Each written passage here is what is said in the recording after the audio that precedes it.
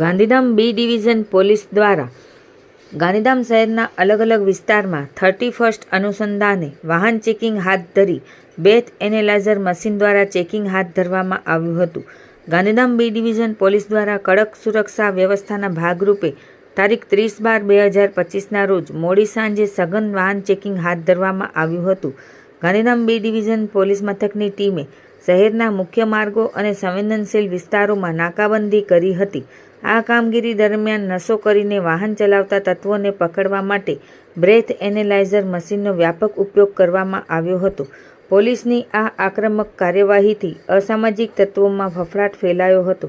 નવા વર્ષની ઉજવણી શાંતિપૂર્ણ માહોલમાં સંપન્ન થાય તથા કાયદો અને વ્યવસ્થા જળવાઈ રહે તે હેતુથી પૂર્વ કચ્છ જિલ્લા પોલીસ વડાની સૂચના મુજબ આગામી સમયમાં પણ આ ઝુંબેશ ચાલુ રાખવામાં આવશે.